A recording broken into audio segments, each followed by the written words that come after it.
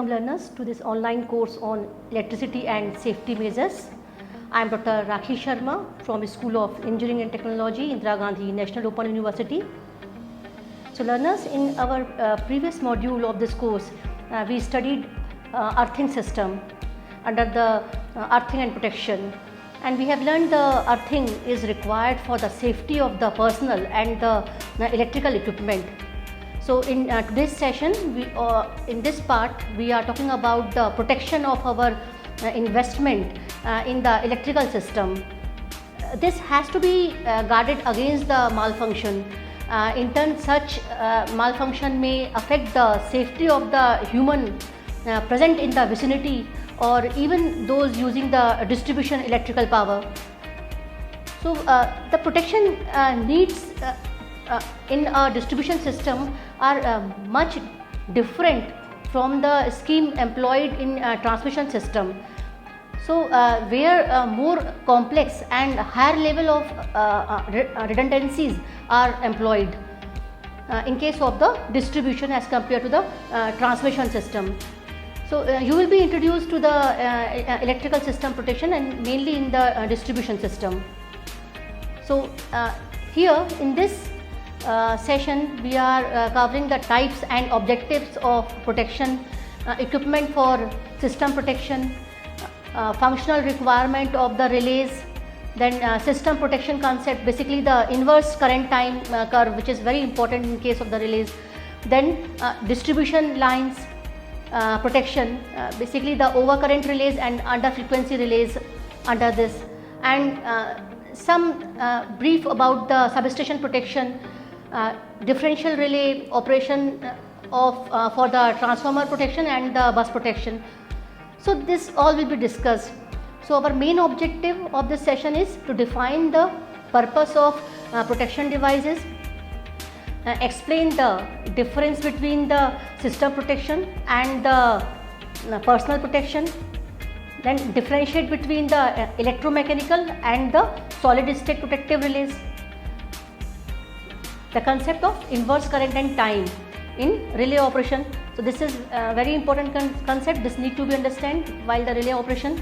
Then discuss the main function of various types of relays in the protection system. Then explain how distribution lines are protected and transmission lines and then substations. So this all will be briefly discussed here. So learners, there are two types of protection which refer to be in electrical power system, and these are the system protection, we say the electrical system protection, and personal protection.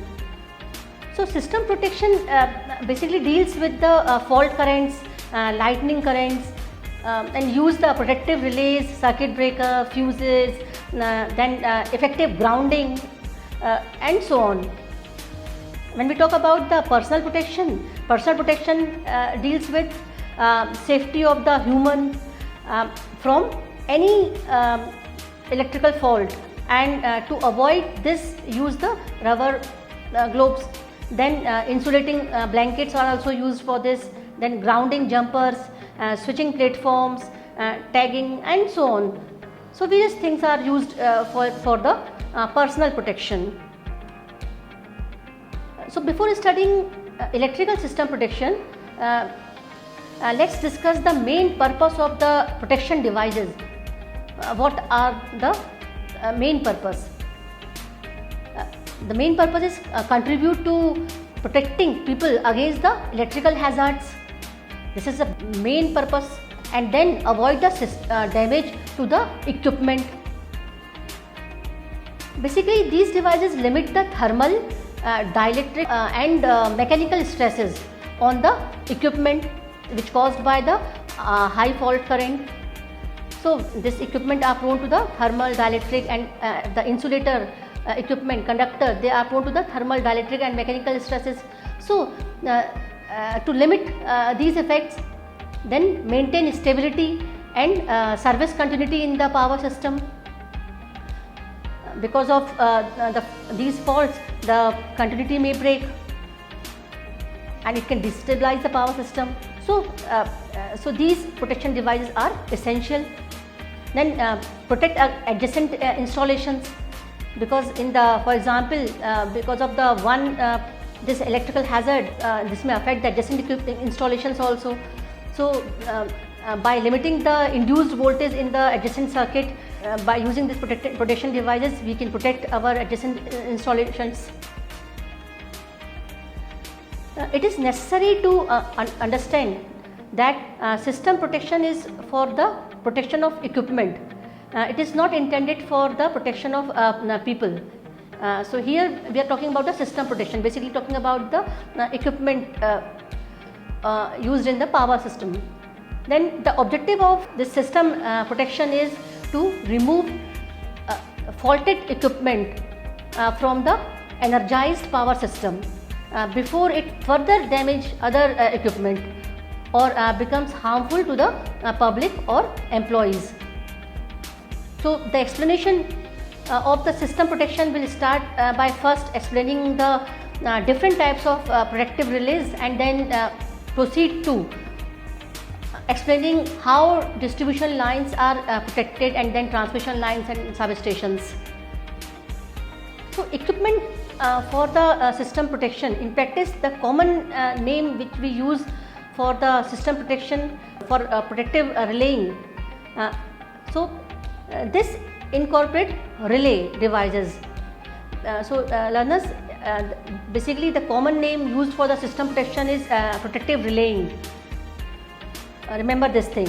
So this incorporate relay devices in substation that monitor the power systems voltage and currents through the current transformer and potential transformer, which are called the instrument transformers.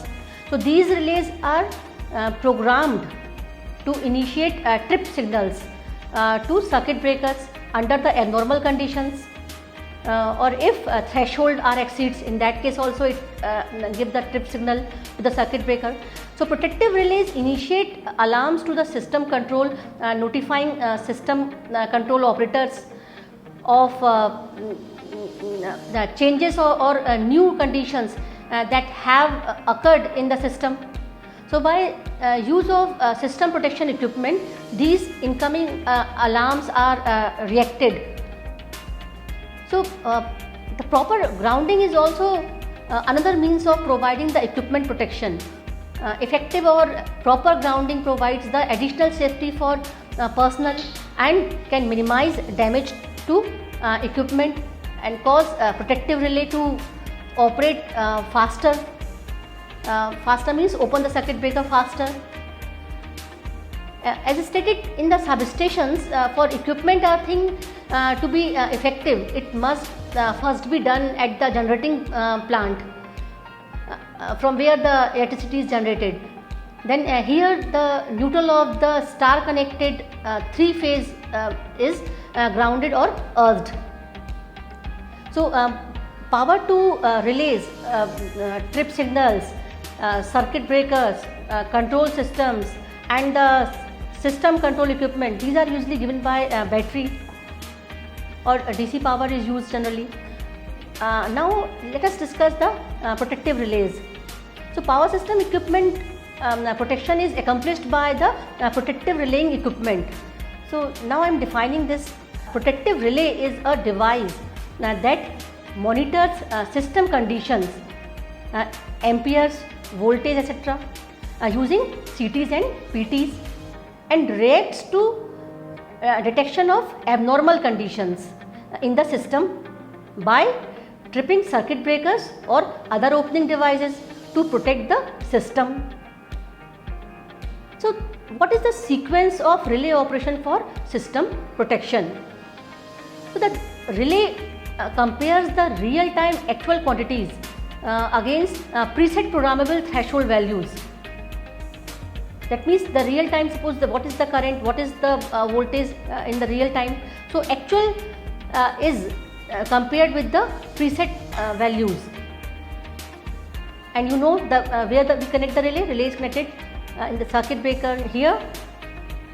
We connect the relays in current transformers and voltage transformers.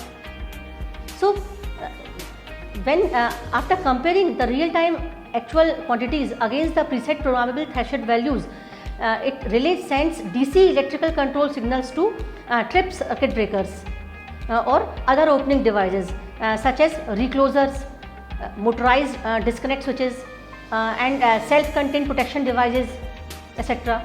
So for circuit clearing or these faults or protect equipment from abnormal conditions. When system problems are detected and circuit breakers are tripped, alarm indications are sent to the system control, and sometimes other protection operations are initiated. So as a result, the equipment may be de-energized or taken off line by tripping or opening devices, and consumers will be out of power with minimum damage or minimum equipment damage. So these are some sequences. So what are the various types of protective relays? So we can broadly classify as electromechanical and solid state relays. So electromechanical relays are composed of a coil of wires, magnets, and spinning disc, and moving electrical switch contacts. And these electromechanical relays are very mechanical kind of in nature. Then solid state relays are electronic relays, and these relays have no moving parts. Nowadays most of the utilities are installing the more modern solid state relays. Solid state relays has several advantages over the traditional electromechanical relays. So the basic difference in these are we can understand with some advantage and disadvantage of these relays. So the advantage of solid state relays, that means it requires only small space. Then multiple functionality is possible with the solid state relays. Then easy to set up and test. Then remote access capability it has, and can provide fault location information. Then self-testing. So these are some advantages of the solid state relays. And as compared to the solid state relays, electrochemical relays, the advantage of this electromechanical relays is usually self-powered and simple and single function design is there. So we will see that this is always advantages to use the solid state relays in nowadays. So what are the disadvantages? Disadvantage is only that it requires external power. Then software used in this can be complex. And what are the disadvantages with the electromechanical relays? Because it is using everything in mechanical in nature. In general, in case of the electromechanical relays, normally one relays per phase we use, and difficult to set up and adjust every time. Then require more frequent testing also. So these are some advantage disadvantages of both kind of relays. Now what are the functional requirements of relays? Relays are used to quickly isolate or quickly trip a faulty section. If necessary, isolate from both the side.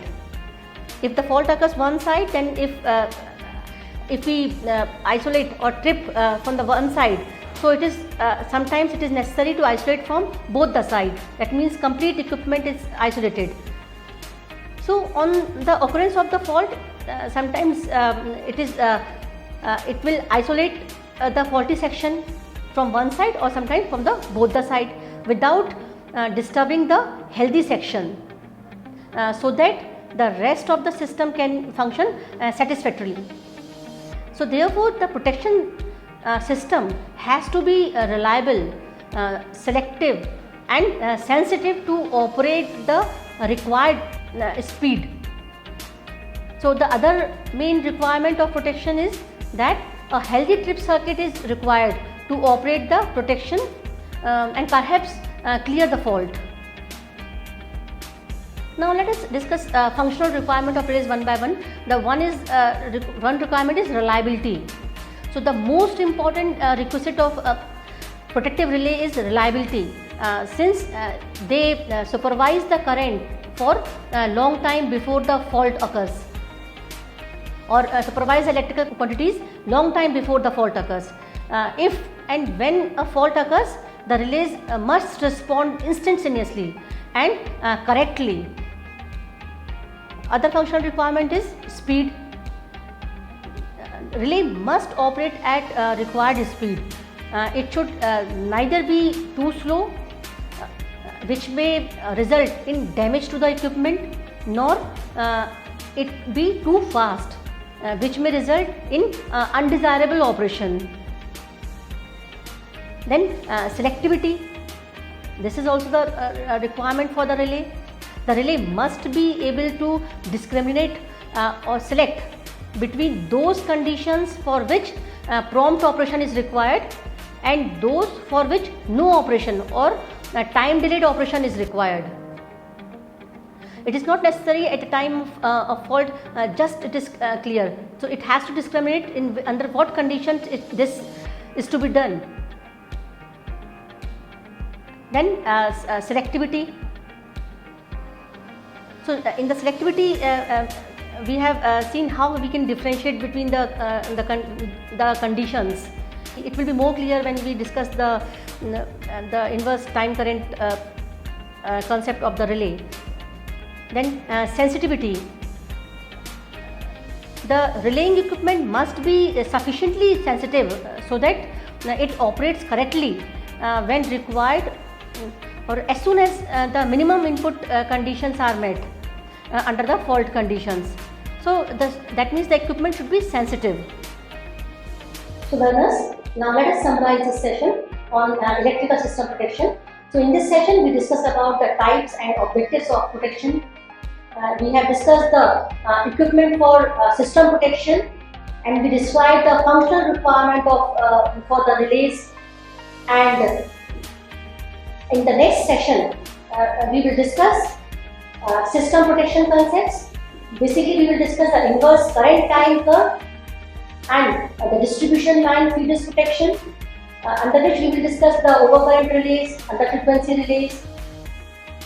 And in the next session we also discuss about the substation protection in brief, like differential relay operation for the transformer protection and bus protection.